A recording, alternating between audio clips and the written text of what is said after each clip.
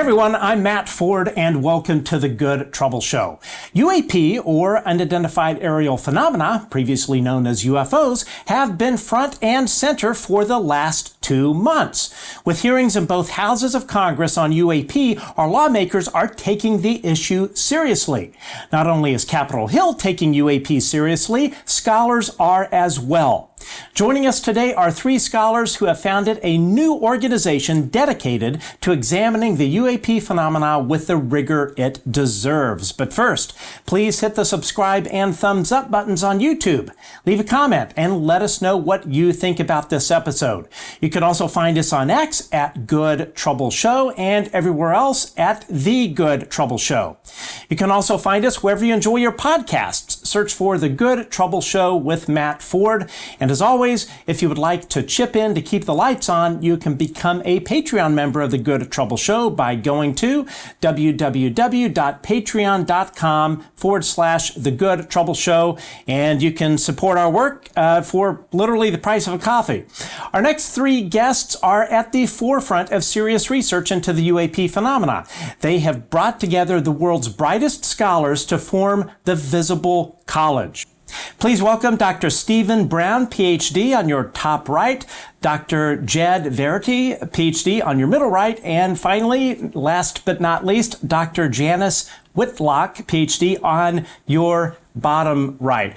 Folks, thanks for joining us. Dr. Brown, let's start with you. You are currently an associate professor of teaching philosophy at Ohio State University. You were executive director of the Maximum Project, and you later became associate director of Ohio State University Center for Ethics and Human Values. And of course, you are the director of the Visible College. What is the Visible College and how did it come about? Yeah, great. Thanks for having us on here. In a nutshell, the Visible College is an attempt to bring together scholars from as many fields as possible to kind of stop asking the question if UAP are real, and trying to figure out kind of what that means. And in particular, with a bit more of a focus on the kind of social space, psychological space, religious space, political space, that kind of stuff. There's been a lot of attention given to, evidence that these things may or may not be real, kind of some amount of analysis in the science space. But it's really the kind of larger implications of what all this could mean for us that we're trying to get to the bottom of. And I think you asked kind of how it came into existence. We began with a partnership with the New Paradigm Institute, Danny Sheehan and Jim Garrison in particular. We're gathering together academics to partner with them on the Citizens for Disclosure project. So our group kind of began there and then grew naturally out of that. So at this point, quite a few of us who are involved are people who may or may not have any association with New Paradigm. It's just been kind of a natural social network. Someone knows someone, they want to invite people in, we want to have conversations with them. We're talking about a project that we might want to get started, and people start kind of brainstorming, who do we know that works in that, or who's kind of the dream person we might get in. We might reach out to people like that. So yeah, right now we're at, a couple of dozen people who are working pretty regularly, talking to each other about projects and ideas, and just kind of having some people with a similar mindset who we can bounce questions off each other. In a way, it's almost kind of therapeutic just to know that there are other people with similar academic levels of seriousness who we can talk to about things that may be the most important thing I think we might be doing. But we are kind of right now, the reason that I took you up on your offer to come on here at this point is we're undertaking an effort to grow a bit, and experiencing some growing pains there in just figuring out exactly how to manage it. Because what we want to do is have a kind of a curated, serious community of scholarly folk who have the right kind of open-mindedness, but also, critical thought and trying to be serious about these things, and that's a tricky balance to do. Sure. Yeah, so we've kind of built a little culture with a couple dozen of us that we feel pretty happy with, and now the goal over the next weeks and months is to try to bring in some more people, diversify our knowledge base, but also I think one of the things that we're trying to do is we recognize there's a lot of people who, like me, have gone through this kind of ontological shock, realizing that there's something going on relatively recently. There's a lot to know. It's very difficult to get up to speed on all that. And so I think we're the kind of trying to see ourselves or trying to situate ourselves as a resource for people as they realize there's something here, to not have to go through all of that alone, Sure. but to have other people who they can be working with, talking to. Absolutely. Now, Dr. Verity, or may I call you Jed? Please do. Okay, I'll try to dispense with the doctor title, but I think it's important that everyone understand that all of you have really significant academic backgrounds, and that's what you bring to this table, the UAP table, so to speak. So let's talk a bit about you. So you have a PhD in Tibetan Buddhism. Am I saying that correctly? That's correct. Yeah. Okay. From the University of Virginia, and served as the Director of Contemplative Technologies at UVA's Contemplative Sciences Center. That's a bit of a tongue twister there. Researching brain-computer interface technologies. You founded the consulting firm Sentient Applications, later joining forces with the company Timber, serving clients such as DARPA, the CIA, Defense Intelligence Agency, and the National Geospatial Intelligence Agency. That's wow. That's a lot of pretty important clients there. And you currently work for GitHub and are, of course, the associate director of the Visible College. What has been your UAP journey, since this is the first time you and I have met, as well as some of our viewers here, and how did you become a part of the Visible College? Yeah, thanks for asking. So this journey started really at a very young age for me, where I was reading a lot of things that just tickled my curiosity about the subject, but I assumed was all fiction. And I maintained that point of view really for years and years and years through much of grad school.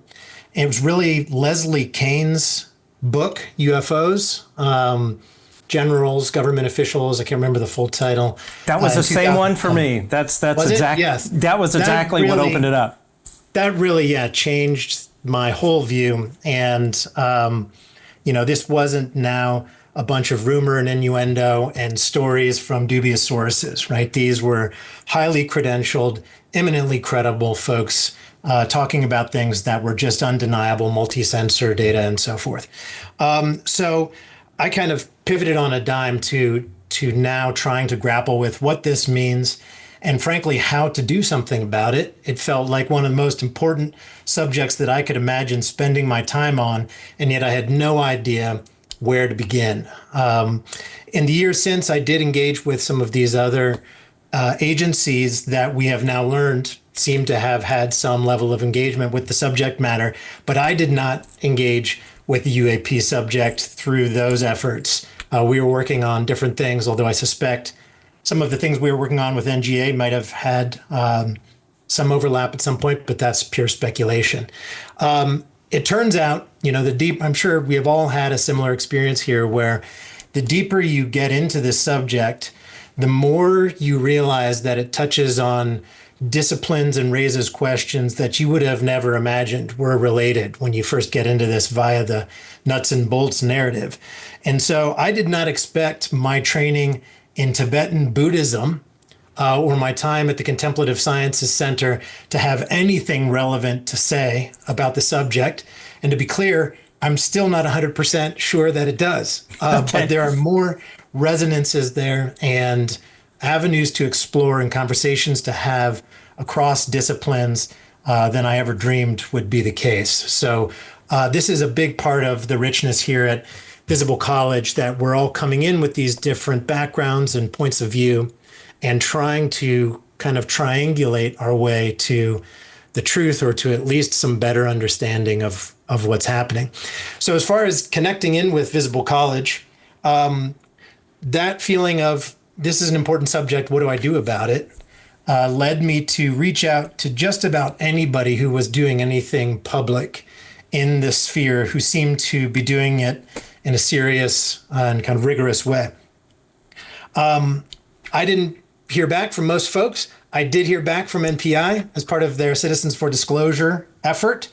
And I thought at minimum that will get me into conversation with interesting people, which proved to be true in the case of Dr. Stephen Brown, who immediately impressed me as somebody who was approaching this in the way that I would like to approach it. And so we got connected very early on in the earliest days of the idea of Visible College, which at the time was called NPI Academics. And I think just started to have really passionate conversations about how do we help other scholars work on this, dip their toe in a way that feels hospitable and safe and serious, free of the stigma, but also not, jumping in with wild speculations to start. And here we are now. I think that was maybe 6-ish months ago that we had those earliest conversations. Wow. So you guys have really come quite a long way in a very, very short period of time, which I think is just fantastic. So, Dr. Whitlock, may I call you Janice? Please do, yes. Okay, all right. I may call you Dr. Whitlock later, but just kind of taking me back to my college days. Okay, so let's talk a bit about you. So you received a BA from UC Berkeley, an MPH from UNC Chapel Hill, and a PhD in developmental psychology from Cornell University. You're a scholar focused on contextual and intrapersonal conditions that affect human development, perception, and emotional and mental instability, which there obviously is a clear correlation between the UAP thing and mental health. It is such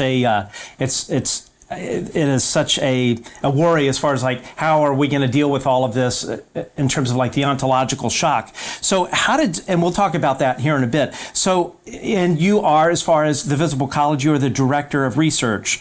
How did you become connected with this organization? And what is your UAP story? How did you become involved in this pretty wild topic?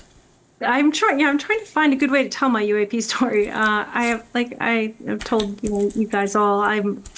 There's never been a time I didn't believe it was true.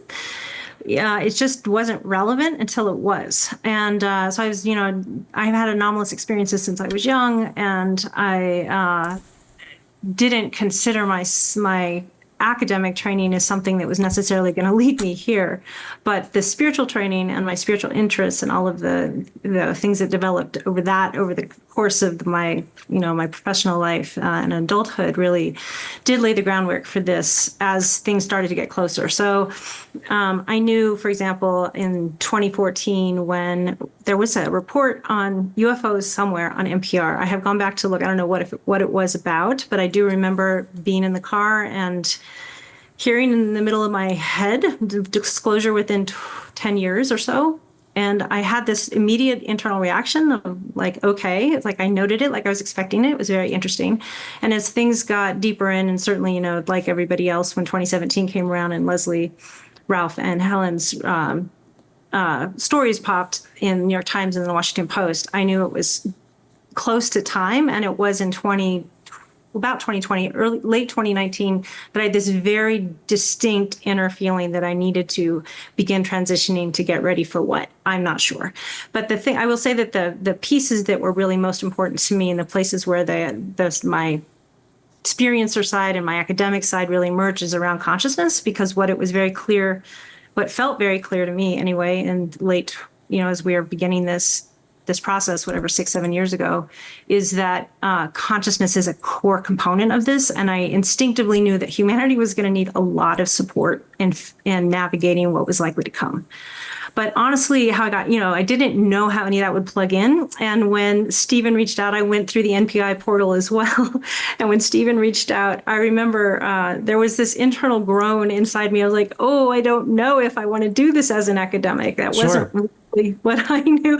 But it has been such a fun journey to travel this with Jed and Stephen, and with the other folks that are coming on board. And I'm really excited about what we can do, because I know we need a landing spot for people to come. There's lots of people feeling compelled, and everybody knows, to investigate more. And there's a lot of really high skill people who want to be able to plug in and help. So I think it's our hope that the Visible College will provide at least a landing spot so that people can begin that and we can start germinating projects.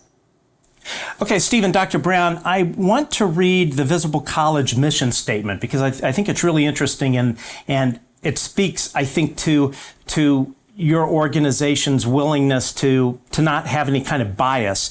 It says here, quote, "Our goal is to produce, collaborate, curate, and share high-quality research and educational materials that enable other researchers, policymakers, and the public to better understand this complex topic. We do not advocate for any particular conclusions, nor do we make any claims to exclusive knowledge or authority. Our group is bound only by our common commitment to open-minded, rigorous inquiry, and by our belief that the best way to make progress is to work together in the open."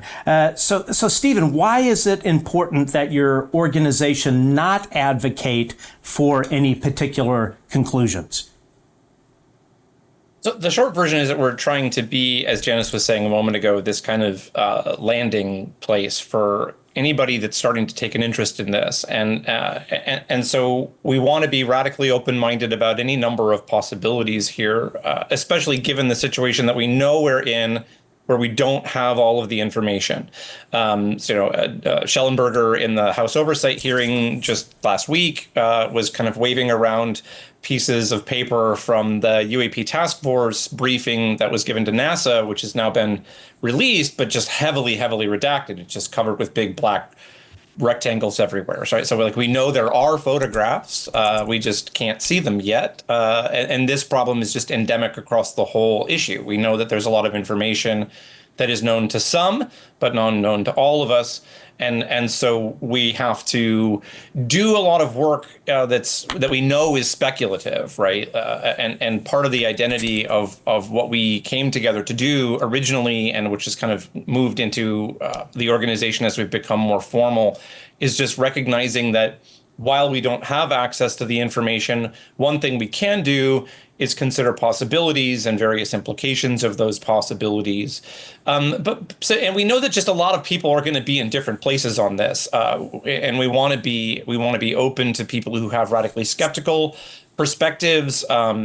People who think maybe this is just some kind of a psyop being run by the government, and there is nothing true about the testimony that we're hearing in Congress and elsewhere, all the way up to people who have.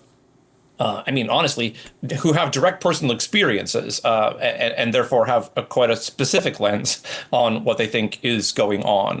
And thankfully, one of the resources that we are increasingly able to pull on is people who have had very intense first personal, sometimes recurring experiences in this space. And all of us are puzzled, including the people who have had those experiences, sure, about what those experiences mean and how to interpret them.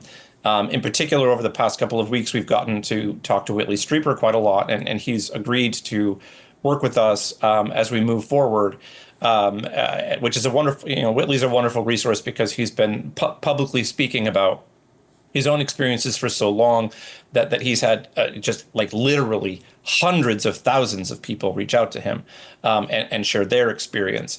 So one of the things we're trying to do is hold that whole world together in one place where we can have people who are not convinced that there's anything here, but they're interested and they want to kind of get up to speed, all the way up through people who have had lifelong personal experiences that we need to make sense of. Jed, what kind of scholars are you looking for to join the Visible College? And is it a challenge finding these scholars who are willing to risk, kind of like any sort of potential blowback, academic blowback from just really the stigma in general by working the UAP and HI topic? Yes, I think we can all speak to how powerful that stigma is. It's, in my experience, it's particularly strong in academia and probably in other scientific communities where there is such a focus on, evidence, methodology, and so forth. But people have been impacted in various ways by the stigma that go beyond just their lack of ability or interest in engaging with the subject, sometimes into feeling gaslit. It's a very powerful force in this conversation. So I appreciate the question. It's very relevant. One of the things that we are focused on in the Visible College is this, you just read it in our mission statement, this commitment to how we undertake our investigation of the subject.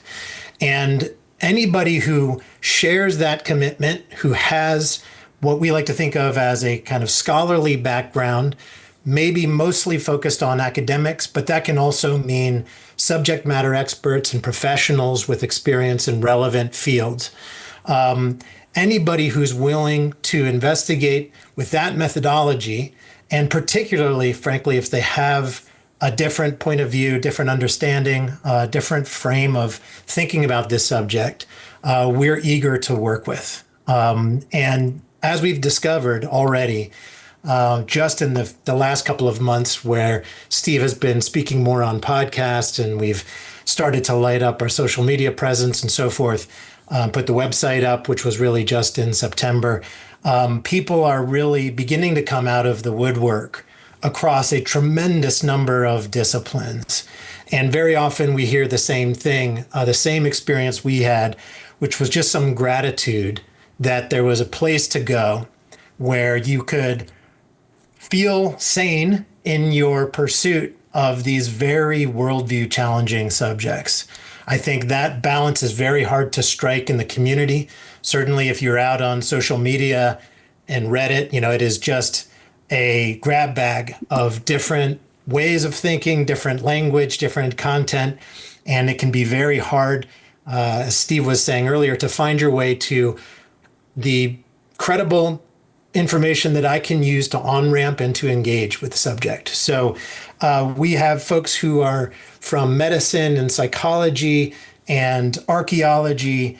We have folks who have worked in government and private industry and finance. They're just folks from all across the spectrum of relevant subject areas. And when I say relevant, I mean not just somehow related specifically to the craft that are part of the nuts and bolts narrative and so forth. But like Steve was saying, and Janice too, as we begin to project out what the potential follow-on impacts could be if this were to all prove to be true and be rolled out in some version of disclosure, we see such potentially far-ranging impacts across institutions and cultures and so forth, that it feels relevant to have people engaged across this huge spectrum. So it's been a wonderful meeting of folks from all these different backgrounds, and we're eager to connect with more. Absolutely. I'm curious, Jed, do you think that, for instance, the recent congressional hearing, which I had the pleasure of attending, do you think those sorts of serious public debates about the issue or serious public testimony, do you think that is helping to erode the stigma, sort of empowering academics and scientists to say, you know what, I'm not going to worry so much about possible academic blowback from my colleagues? Do you think that those sorts of things that are occurring more and more are giving them permission to really come forward and say, you know what, this is something that deserves attention? Absolutely. I should start by saying every time something that feels monumental in the public sphere happens, something like a serious congressional hearing, I think to myself, and these days it's a fleeting thought, that this is going to be the thing that makes the difference. And I've been proven wrong about that basically every time. That said, I do think every time somebody who is credible and speaking publicly, who's in a position of authority, in a position to have known the things that they're talking about, talks about the subject without a snicker, without derision, has the opportunity to move the needle for people who formerly weren't sure whether it was safe to engage with the subject. This particular congressional hearing felt notably free of the kind of silly comments and snickering that even last year's congressional hearing featured, even if only in a small amount. And I think that is a tremendous turn of events. I don't imagine that it's going to change large swaths of the public's mind about the issue, but every little bit helps. Absolutely. Can I jump in here too? Yes, please. For me, as a person teaching at a university, I have only felt emboldened to do what I'm doing because of those hearings and the UAP Disclosure Act itself. Because I know, and unfortunately, while it is rumored that certain members of my department are not a fan of what I am doing, I have been able to sit down with the chair of my department and a couple of other colleagues and kind of talk about this. And so I haven't had a lot of blowback, but I know that if I ever did, I could say, look, there are now 2 congressional hearings. We're getting another one tomorrow. There's legislation that's already passed the Senate. These are very serious people, and it's being taken very seriously. And of course, it is a subject of academic legitimacy to talk about what this might mean if it's true. Like, we don't have to be committed to its truth. As an organization, we're not committed to its truth. All we're trying to say is there's something of serious scholarly interest here, and we want to take it seriously. So yeah, absolutely. Like, in fact, I'm hosting an event tomorrow with the local UFO club, just called Engaging the Congressional UAP Hearings. And my goal is just going to be to summarize some of the key things that have come up and then, field questions and discuss this. And that is so obviously a legitimate thing to do. And given that there are now multiple hearings happening in Congress, that it really frees us up to do a lot. And I can say, so I attended the hearing as, so my day job, I work in television professionally. And then, of course, in my kind of sideline thing, have this show, The Good Trouble Show. But then also the other thing that I do, I'm the director of strategy for the UAP Disclosure Fund. So I was in D.C. for the hearing, not only to attend the hearing, but also we held a reception for members of Congress, including staffers and whatnot. And I have to say, in my conversations, direct one-on-one conversations with lawmakers, they absolutely know this is real. They absolutely know this is not China. This is not Russia. What we are talking about, of course, there are occasions where that is the case. But what we are all sitting here talking about are not those prosaic explanations. And I think, if anything, that in much the same way, it emboldened me in a way to say, what, I know I'm on the right track. This is an important topic to discuss. So the more people, politicians, scientists, academics that come from a place of authority to say, this is something that we need to seriously that we need to seriously consider and study the potential ramifications of it.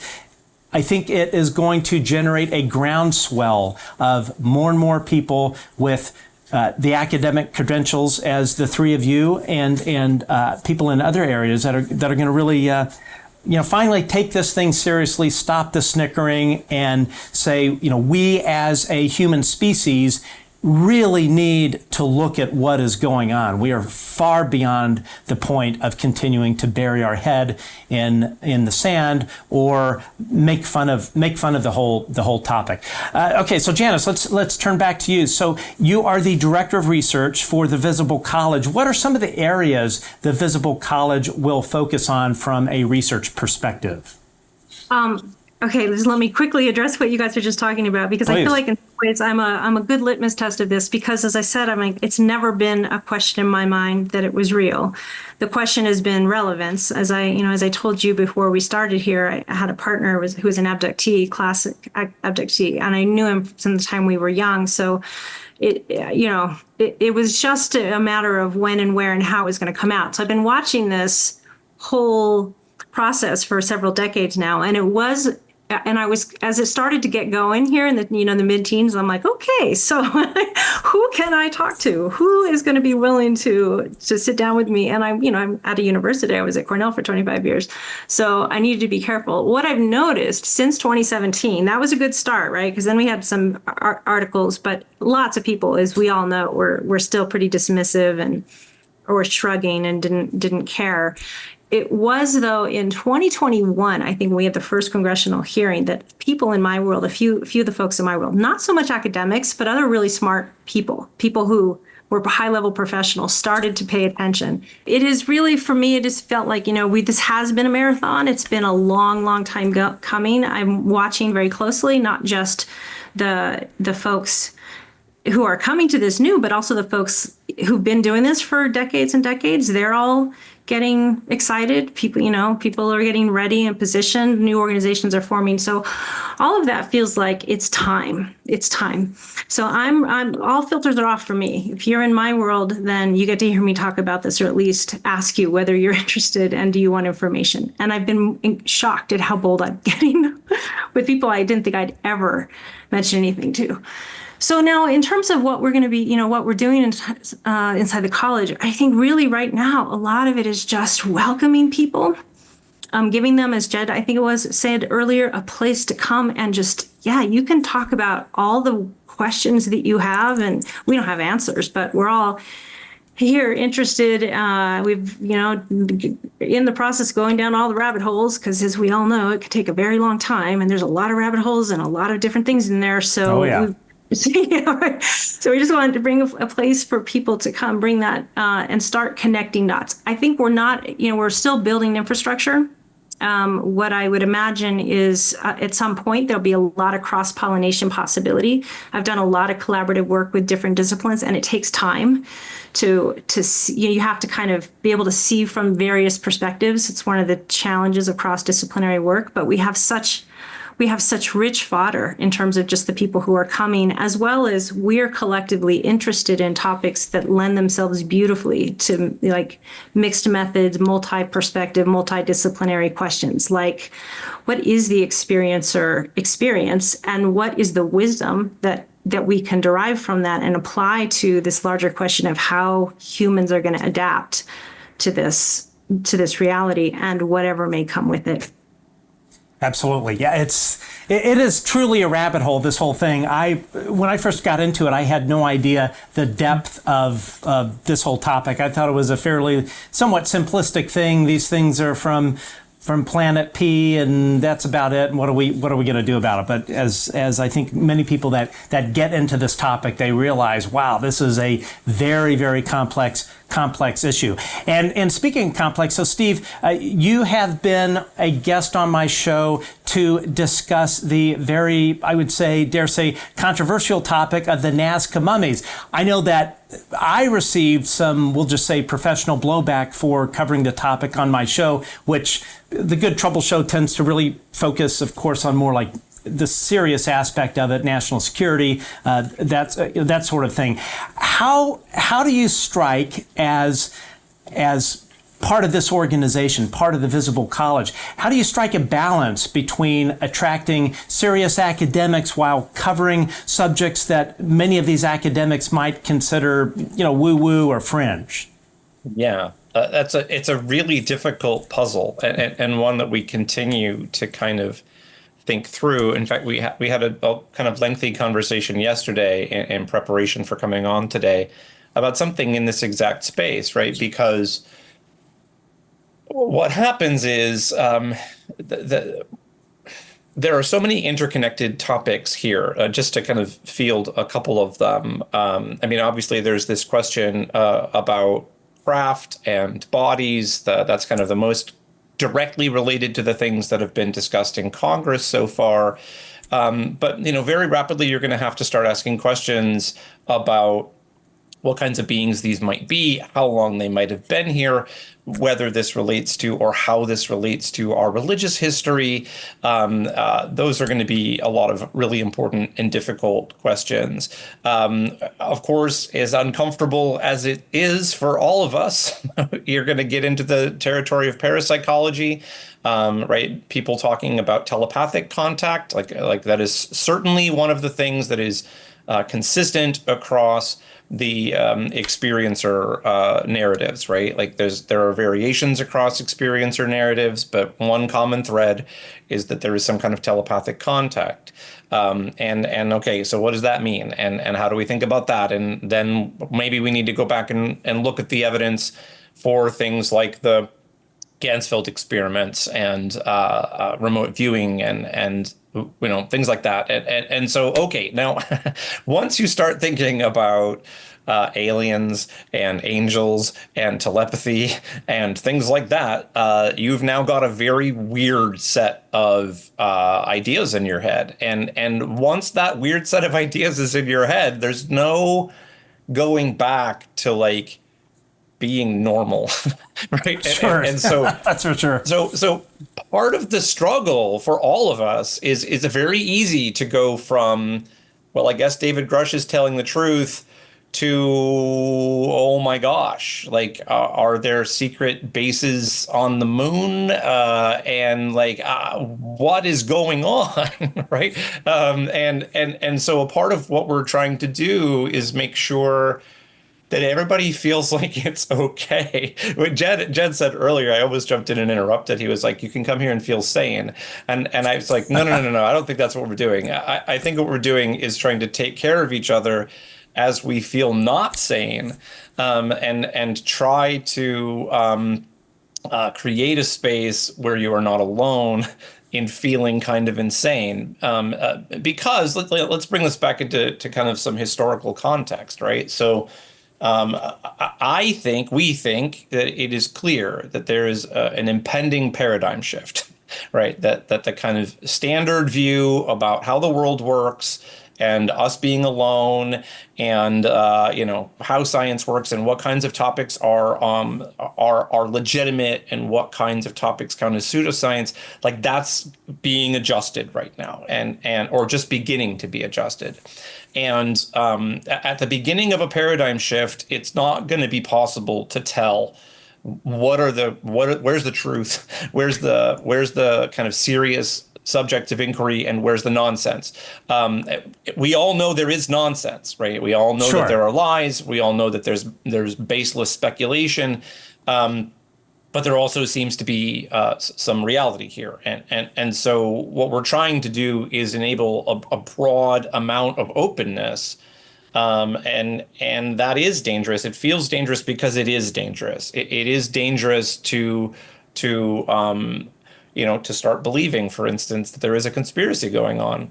And yet it looks like there's a conspiracy going on. There have been conspiracies all throughout history, even in the US government, right? Situations where people didn't have appropriate oversight and then did a bunch of things that, once we know about them, we look back on and go, gosh, it would have been better if they had more oversight, right? Right. And this looks like one of these situations.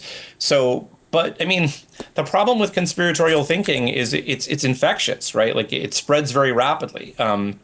Once you start to realize you've been lied to, it's very easy to start thinking, well, maybe I've been lied to about that and that and that and that. And right now we don't really know, again, what we've been lied to about. So it's hard.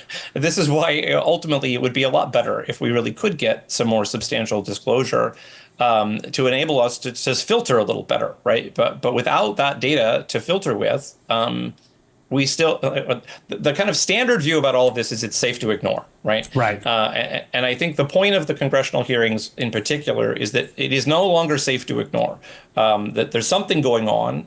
Very serious people are taking it very seriously. But we don't have enough information to do our kind of comfortable academic data-driven stuff. So what are we going to do? And the answer that we're bringing to the table is we're going to be together in this difficult time.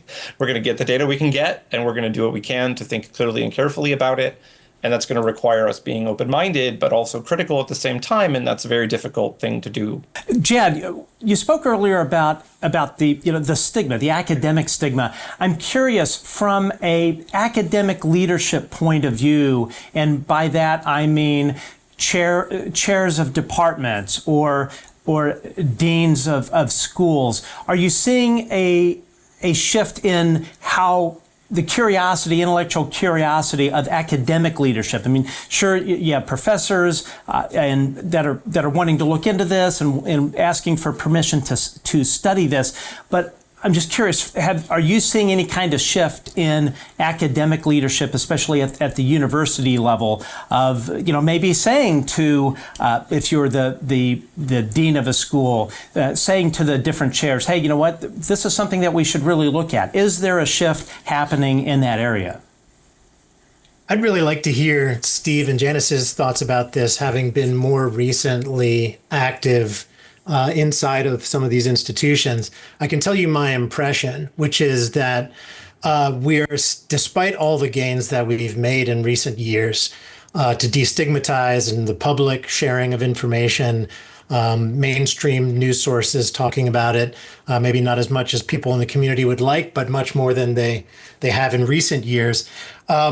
It's still not an issue that a lot of academics feel safe coming fully out in public to support. And so I think we see just individual nodes in these institutional systems, professors and other folks, students and so forth, who begin to feel comfortable enough to engage and do so often in a guarded way.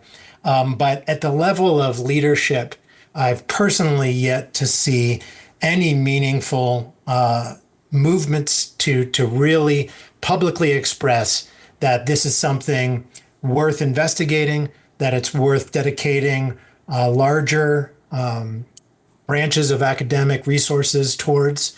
That's my personal perspective. But again, I'm curious to hear if Steve or Janice have seen anything else. Steve, what are your thoughts on that? I agree that I think what we're seeing now is kind of a bold few scattered across a lot of academia. I mean, one of the things that's encouraging as we've branched out and talked to more people is the quality of the institutions where people are working, the quality of the research, the quality of the scholarship. Well, there's the scholarship in this area, which is beginning to grow, but independent of that, the quality of the scholarship being done by the scholars, independent of this area, is Sure. very, very high. We're talking to extremely brilliant and very successful scholarly folk. So, but I don't think we are seeing, and I don't think we will see a kind of tide shift at that higher level of kind of academic structure, academic leadership, until we're further along in the disclosure process. I mean, at that point, in many ways, for the kinds of things that we're concerned about, it'll be too late. One of the projects that we have been working on since the beginning is this ontological shock project, right? And Janice has been particularly involved in that with some other psychologists in particular who are doing research or starting to do research and ask questions about what happens to an individual when they realize that there's something going on here and they have to go through this pretty dramatic worldview shift as they do this expanding of possibilities and realizing how many things they might be wrong about. It's very uncomfortable. It's very difficult to go through that. And so we're initiating some studies, looking at some studies that have already been done, trying to gather some of that information about what that experience is like. One of the reasons we're concerned about this is because at some point in the future, assuming that there is truth here, then there will be a tipping point in the disclosure movement when everybody gets up to speed very rapidly. That's how paradigm shifts work. They're not linear, right? Like they trickle, and then they hit. And when it hits, literally billions of people will be changing their minds at the same time. And it's actually dangerous, right? It's dangerous minimally, economically, it's dangerous politically, it's dangerous psychologically. For that many people to go through such a difficult paradigm shift all at once will be it will be costly. And what we're trying to do is get ahead of that curve. So right now, we're trying to be a community, a scattered, diffuse community who are in cooperation and communication with each other, so that as the disclosure wave comes, there will be people scattered around who have already gone through this, who have resources to take care of their people, to take care of their institutions, right? Like, I assume, right? Like, let's say that tomorrow at the Senate hearing, let's say that after they come out of that, they say something. We talked to them, and yep, non-humans are here, and that comes out of the mouth of a senator. Or whatever this kind of disclosure movement happens, right? Then what would happen is, I assume, my chair and the dean of my college might come knock on my door and say, Steve, so what's going on exactly? It sounds like you've been paying attention to this, and we need to get up to speed. So our goal is to have resourced people in as many places as possible, so that when that happens, then there will be some doors to knock on. So Janis, let's talk about this ontological shock idea. So as someone that has focused on human health and well-being professionally for yourself, how would the Visible College be addressing the public's, certainly the public's ontological shock, as Stephen said, when this occurs? How are we going to deal with this once there is a true mass awareness that NHI are here, they're real, and they've likely been interacting with us for quite some time? I literally cannot wrap my head around how this is going to go, really in kind of a good way. Sort of, Stephen spoke about some of the sort of pitfalls of that. How are we going to deal with this, and how does your organization plan on addressing that to get ahead of the curve? Oh, that's the question of the century. Maybe the millennium. We'll see when it comes, right? Some of it depends on how it shows up.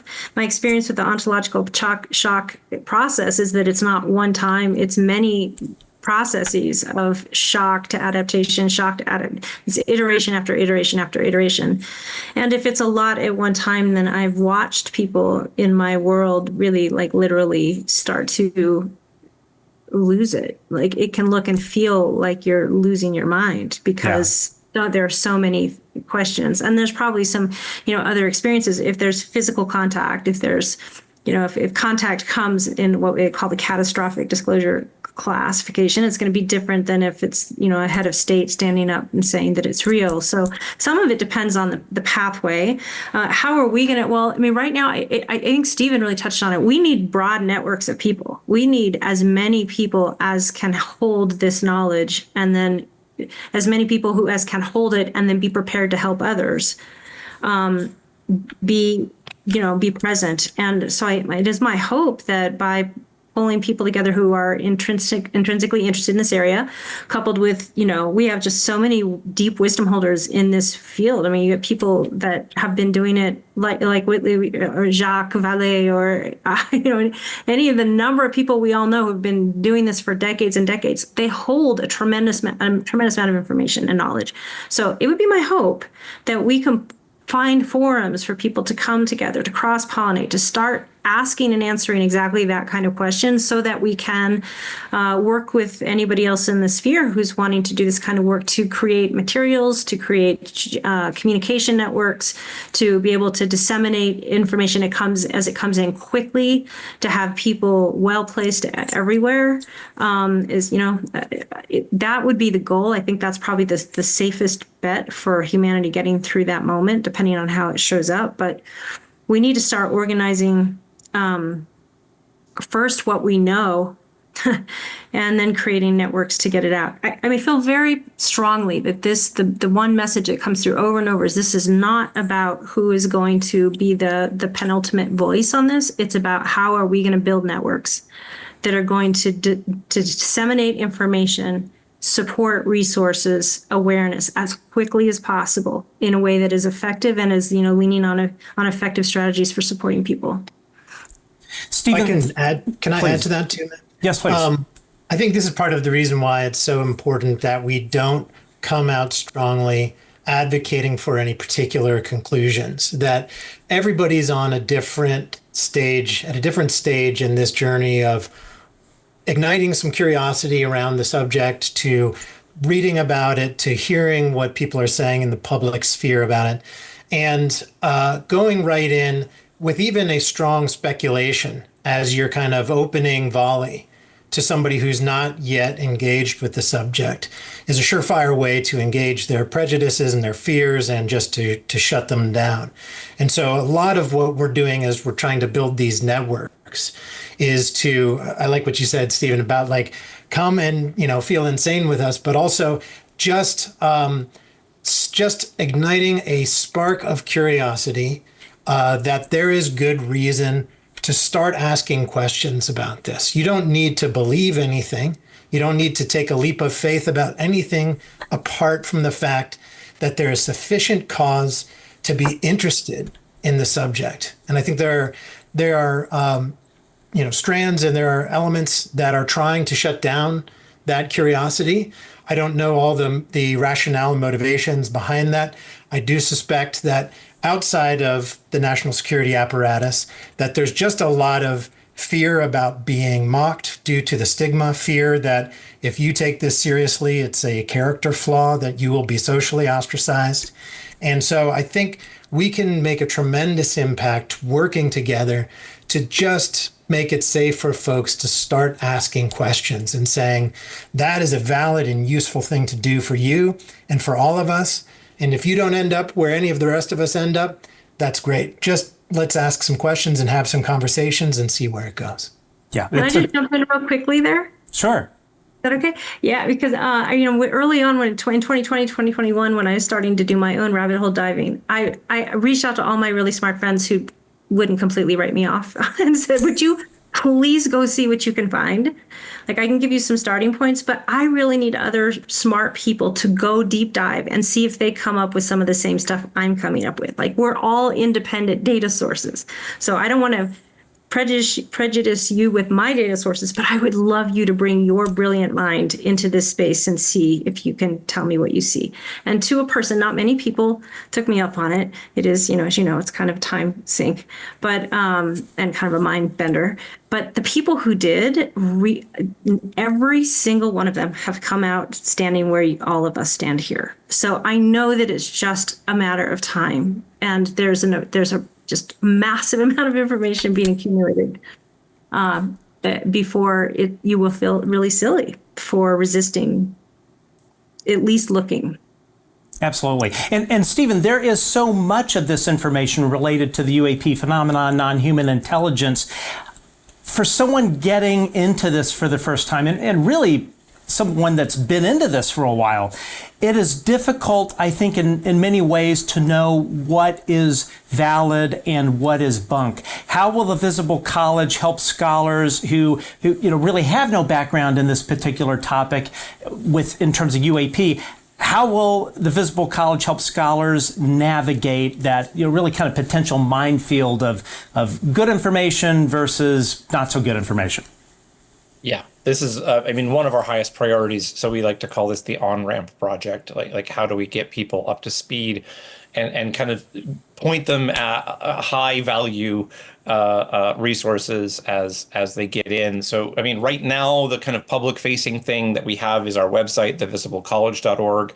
In particular, there's a page on there that just says background, which kind of has a narrative to kind of get you started. And at the bottom of that are a number of books that we do recommend that I think that we all think are of high scholarly quality in this area. That would be, certainly what I would suggest to people just very quickly if you aren't there yet, right? Obviously, Jacques Vallée is incredibly important. I think Jeff Kripal's work is incredibly important. Then historic sources like Hynek and people of that ilk. I would say here that, we are trying to be massively collaborative as an organization internally, but also externally. So, we have good relationships with the Soul Foundation. We have good relationships with Unhidden. We have good relationships with New Paradigm Institute. Like we're trying to maintain friendly relations with all of us. No, we don't. This is not the time for division. This is not the time for factionalizing. I think we're trying to be this kind of big safety net organization. No one else is really doing that with the kind of scholarly academic angle. That's what we're trying to do. But like in particular, we all want to sing the praises of the Soul Foundation. They have their second conference this coming week, and all of us, all of the three of us, will be there along with several other members of the Visible College. Will be there, and so I've been in specific conversations with Peter Skafish about this question of kind of the historical question. What are the best sources? And he's been very helpful in that. A lot of the stuff that's on our background page, it came out of some initial conversations with him, so this is what we're trying to do. So as we get more people in the door, one of the big questions we're asking them is, take a look at our kind of list of recommended resources. Are there things we're missing? Are there things that we shouldn't have? And there's already been pushback internal. There was some stuff that was on there initially that people were like, nah, don't talk about that. There's enough complexities in that area that it's not really helpful. So we're trying to kind of hone this over time for there to be some high payoff resources that people can look into. One thing I would also say over time, we would like to be able to produce some more digestible stuff. We've just to throw out an idea. One thing we've talked about is maybe put together some slide decks like PowerPoint or Google slide decks, so that people, everyday people, anybody can kind of have an event, have a dinner with your friends, and kind of go through and say, here's some interesting insight from, say, something that Jacques Vallée said, and then have a conversation with your friends, maybe get into a book group or something like that, right? Like we'd like to be able to resource that kind of thing. I do need to say at this point, we are an entirely volunteer organization. All of us are extremely busy in our regular lives. And so please, if you've been trying to get a hold of us and we've not been responsive, it is not because we're hiding anything. And it is not because we don't love you. It is just because we are all really seriously overworked, and adding this onto our ordinary responsibilities has been a difficult thing. So I want to say we have big vision, but in order to make the big vision happen, we desperately need more people. The part of what we're trying to do is just be a big network, as talked about before. What's the best strategy for dealing with ontological shock? Having a lot of people who've already gone through it, and be visible so we know who they are, so that when the shock wave hits, that the chairs of departments and friends and neighbors, that they know, oh, that crazy person who's been trying to say this for a while, maybe they're not crazy, and right. Then they can come and sit with us, and we can say, yeah, we know how it feels, and it's so weird, isn't it? And let's try to figure this out together. It is weird indeed. And actually, before a little bit off topic, but Jed, you were talking about, or I mentioned in the introduction, that you had a background in brain computer interface. Is that right? Did I characterize that correctly? Computer brain interface, yes, what we were at least calling it back in those days, which was more than 10 years ago. But yes, that's right.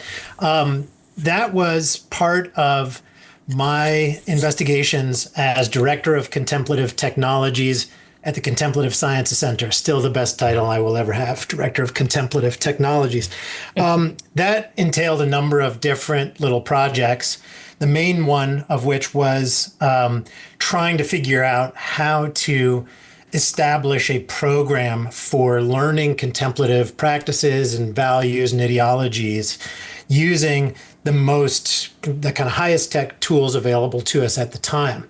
So on the one hand, that meant trying to build up infrastructure in like something like an online institution. That was the era in universities of the MOOC, where everybody was scrambling to try to figure out how to offer these massive online courses. And so our vision was, we're going to do that, but let's try to bring in some other real cutting edge technologies as part of the actual practices that we can lead and the ways that we can actually teach these subjects. So I spent some time just trying to investigate what options might be available for kind of consumer grade brainwave monitoring and so forth is there anything valuable about that? Can we see how our brain behavior and physiology changes as we, for example, respond to a comment on the internet that makes us angry? And does that kind of physiological visualization help us to better understand how we engage with others through different media? And can it help us in our own practices? It doesn't have to be something formal like actual meditation, but just how do you regulate yourself emotionally? And we experimented with lots of different products and practices with that. I left, unfortunately, before I was able to really make an impact in that area, but it was a fascinating phase in my career and has certainly informed a lot of what I've continued to be interested in. So if I were to have one of Elon Musk's Neuralinks installed, does that mean that Elon's going to be in my head 24/7? Can't confirm or deny that that's true, but I'm worried that it could be true. Yeah, Yeah, I certainly don't want that.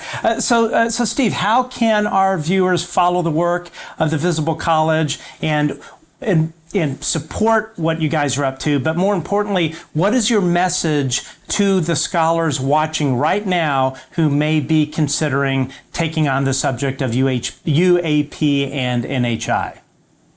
Yeah. So the main thing to do right now would just be to go out to the website, thevisiblecollege.org. If you consider yourself a scholar, which is, we intend this to be a vague category because, academia has a lot of boundaries and barriers to entry and silos that we're trying to break across right now as we realize how broad these issues are and how the kind of breadth of expertise that we're going to need. So if you consider yourself a scholar, paradigm cases are people with PhDs who are working either as professionals or academics, but that's not the only thing we're considering. Go out to visiblecollege.org. There's a news story right now called Growing the Visible College. Go on there. There's an application link in there. We are trying our best to have a streamlined process for vetting those applications and getting people onboarded. But it's going to take us a while to get this working while we're a little scared about being on your show because we're already kind of backlogged with people reaching out to us. So if you reach out to us and you don't get an immediate response, again, it's not because we don't love you. It's because we're overworked and we're trying to do something big, quickly, with not a lot of resources. So the other thing, as far as like what message do I have to give, is well, on the one hand, this is interesting. Like it's genuinely very interesting. Something's going on, or rather, I think the better way of thinking about this is there's probably a lot of things that are going on, sure, that fall outside the scope of what has been considered a serious academic inquiry, right? Like there's a lot of views that have been on the fringe. Which it looks like we are going to have to take seriously. And come join us as we do this. I do want to say one additional way in which we, as the Visible College, are, I think, somewhat distinct from some of the other organizations that exist, is that this is not well reflected by what we are right now, honestly. We're very much in the kind of American sort of European world, but this has to be a global area of interest. It has to get outside of the boundaries of the United States government, in particular the military and the intelligence communities. Like, they cannot be the only ones thinking about this. They cannot be the ones who make decisions for all of humanity about what this means. And we believe that this kind of network of scholars can be a good way of breaking out from this as we get access to more information. I've given a couple of talks about this kind of stuff, and I'm like, look, we cannot allow our politicians and soldiers and spies to be the ones who figure out what this means for all of humanity, right? Like, as much as I am a big fan of what's happened in Congress and in the hearings that we've seen so far, I think it is very telling that no one has even floated the possibility of a peaceful, diplomatic, kind of relationship with whatever the source of these objects is. It's always spoken of as a threat. It's always spoken of using fear. It's always spoken of internally. What about us and our adversaries? What if China gets a hold of this before we do? And there's just this galactic-sized elephant in the room, which is, if these are not human, then there are non-human people who we need to understand, we need to communicate with, we might need to partner with, and we don't have any information right now that's helpful. Well, sorry, let me not say that. It's not obvious what the useful information is right now. The best information we have in that space is from the direct experiencers, the contactees, the abductees, people like that. And we all know, those of us who have looked into this, that pool of information is so deeply baffling. It's not at all clear what we should conclude from it. But again, we must get away from this threat-only narrative, this fear-driven narrative, into a narrative of curiosity and understanding. And we're not here, as I said, we've said several times, to push for any particular conclusions, right? We don't really know what's going on. Some of it might be scary. Some of it might be wonderful. It's probably a mixed bag. And going through that and thinking through it carefully is going to be critical and not possible for soldiers, spies, and politicians. They will come at it with one specific lens. And that we're not even saying that's a bad lens. We're glad that lens exists, but that cannot be the only lens that we use to address these things, right?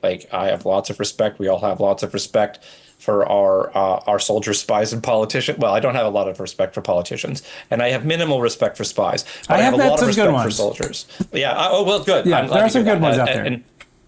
Great. So let's have them.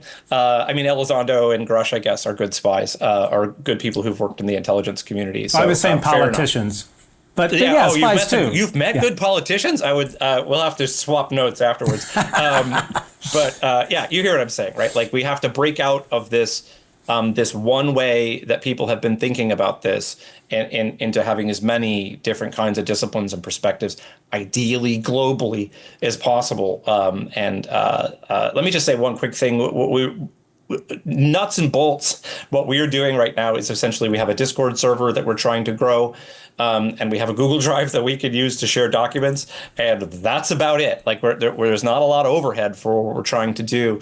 But one of the reasons we talked about moving to Discord is you can build these bots, right, which can do various kind of interaction with the room. And one thing that we would like to do is have translation bots so that you could be working with people across language barriers, especially in the new AI-driven world. Like ChatGPT and friends can do some very, very nice, very quick translation because they understand the content.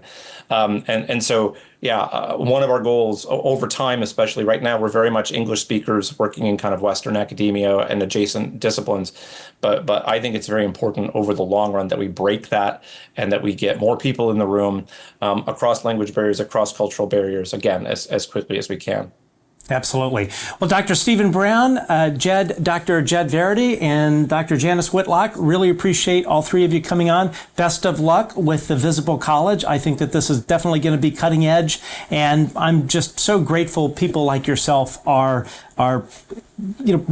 creating this safe space for the bright minds in our world to come forward, feel like that they can come forward, engage on this topic. And as you so eloquently stated, Stephen, we need everyone on board. This cannot be politicians and the military and the intelligence community. This is about all of us as a human species on this planet, and we need all of us collectively to be taking this seriously and figuring out what all this means for us and what our next steps are. So thank you very much for joining us.